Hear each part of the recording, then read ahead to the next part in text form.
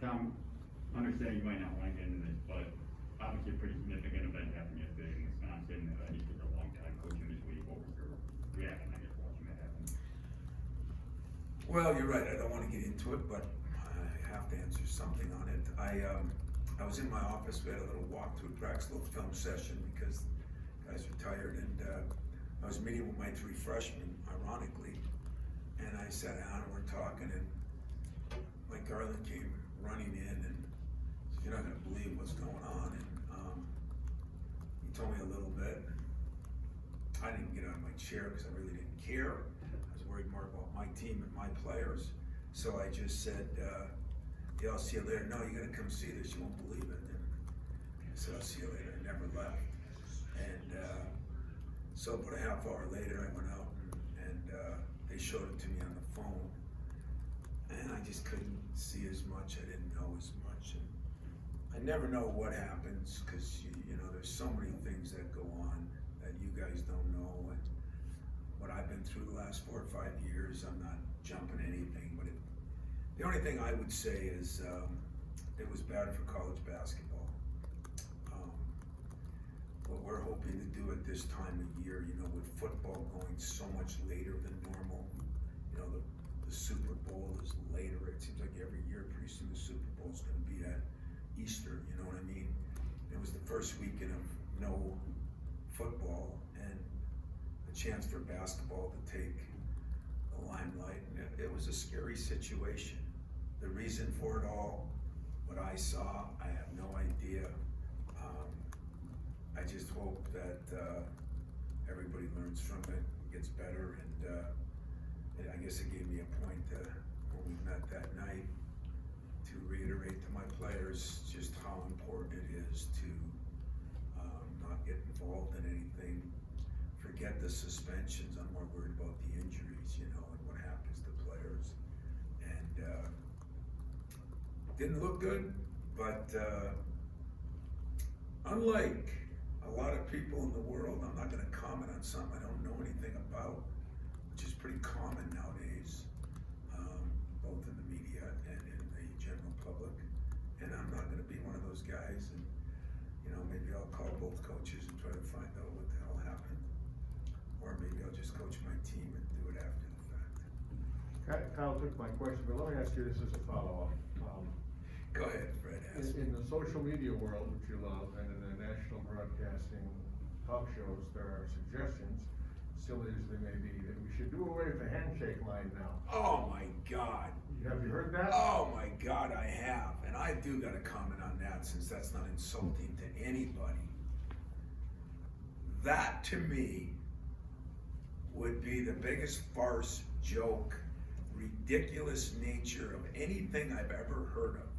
We've already taught these poor 18-year-olds that when you know, you're told to go to class and you don't like it, you can leave. We've already told these kids if you're not happy, you can do something else. We've already told these kids that it's hard to hold them accountable, and now we're going to tell them to not man up and walk down a line on someone who's kicked your butt and have enough class to shake their hand is utterly ridiculous. So if the president said it, I think he's full of it. If the best coach in America said it, I think that gets me way more than this incident, because we're already teaching these kids nothing, and then we're going to do something like that. I mean, I'm going to tell you something. In the last 3 games, Trace Jackson recruited him hard. I don't like his dad. I love his dad. Great, great guy. I mean, I went down and congratulated him. I told him that it's been glad he stayed another year. It's been fun to have him in the league. Frazier, I said to him in the line, you know, a lot of people get credit on your team, but what you did today defensively, running your team, not taking a shot forever, I said, am I happy for the league that you came back? Now I said, for me, I wish your tail was out of here, okay? those are the moments when, I just think that you learn the most about people. I mean, I don't know, I didn't like it last year when some people waved, I didn't care if I got COVID, I'm gonna go down there and shake the guy's hand. And I'm gonna try to shake the player's hand. And I don't know what they do in every sport, but somebody says, well, they don't do that in football. Hell, you kidding me? There's changing jerseys.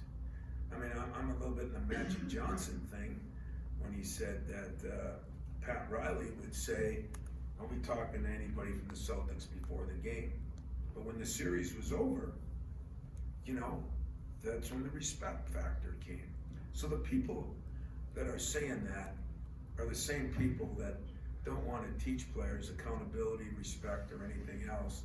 How about if we do this? Instead of not having the line, my buddy Mariucci, when he got the San Francisco 49er job, he had a deal where they practiced how they were going to go from the locker room to the field and played the national anthem and how they were going to tuck their helmets under their arm and went through the whole national anthem in practice.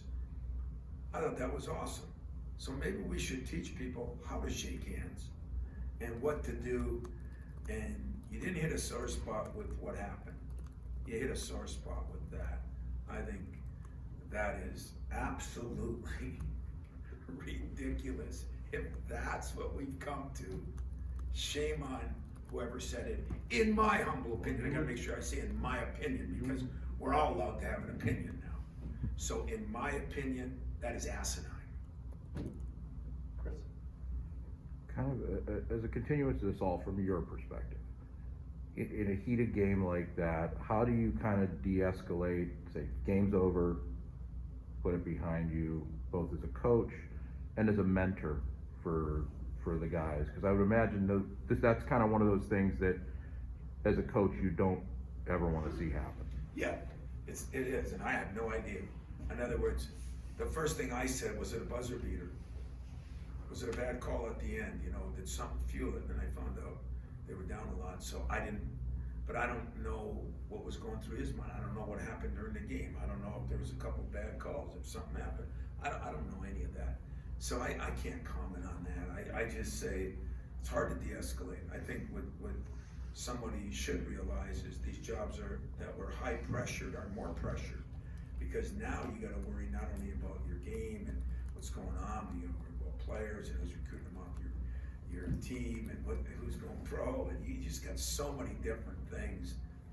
You wouldn't appreciate how difficult it is each and every game, but there's still a right and wrong in this whole thing, and not shaking hands. That's typical of our country right now. Instead of solving the problem, let's make an excuse and let's see if we can just, instead of confronting and demanding that it changes, let's eliminate it so that we don't have those problems. Let's try to do that. That's perfect us right now. That's not perfect me. That's not happening here. So if some team doesn't want to shake hands, you're going to see 15 of my guys walk down and shake air. We're going to shake air, and I'm going to shake air, and then we'll leave. Jack? Jesus. That's really Tom, in a reading line like that, when the coach doesn't shake hands, what message does that send to the players, and what's the lesson that's taught? Jack, there might not be a guy in this room I love more than you, because I've been with you for 30-some years, but not even you will bait me into anything. Listen, I do not agree with what happened. I do not know the circumstances to why it happened. I really don't. I don't like it for our profession, but there's one thing about me that I will say. I'm a Big Ten guy.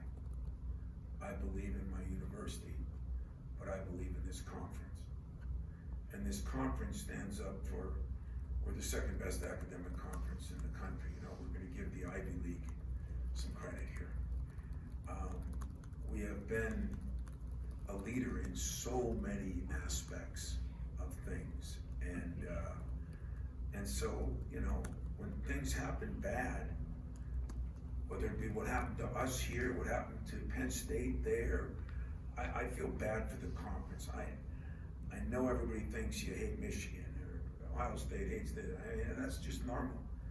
But I love the conference, and I love when teams in the conference do well, and I love the players in this conference, especially the ones that I watch sacrifice, go through the process, come back. I mean, those guys, I love those guys. They're not even on my team, and I like them because I think they send a message. So what happened, if it was just what happened, what you saw, I think it was totally wrong. But if there were things that brought that on, then I'd be willing to listen and see before I wouldn't pass judgment like a lot of people do this day and age, because I don't care if I'm the first click. It doesn't bother me if I got 50 calls last night. Coaches, national media guys, I proudly did not return one of them. And I don't do that very often. But the calls were to see how Tom Izzo was doing. The calls were to try to start friction and get clicks. I would help each and every one of you with every part of your job except clicks. I have no interest in helping you in that. So I can't feel good about it, because when I saw those people, when I watched it on a big screen, and I saw people swing, and I saw the fans right behind it, reminded me of the Malice in the Palace. And it bothered me. But what instigated it, I don't know that whole thing, and I do. I feel bad for Juwan, I feel bad for Guard, I feel bad for all of them that are involved in it, because nothing good comes of it. That I've learned in the last few years, nothing good comes of it. So I'll just say that, you know what, I hope for everybody's sake, more than the punishment that's dealt, I hope the lessons have been learned and we move forward and we continue to have this the best conference in the country. And I also hope somehow it helps Michigan State make a few shots. That would really feel good. Anything else?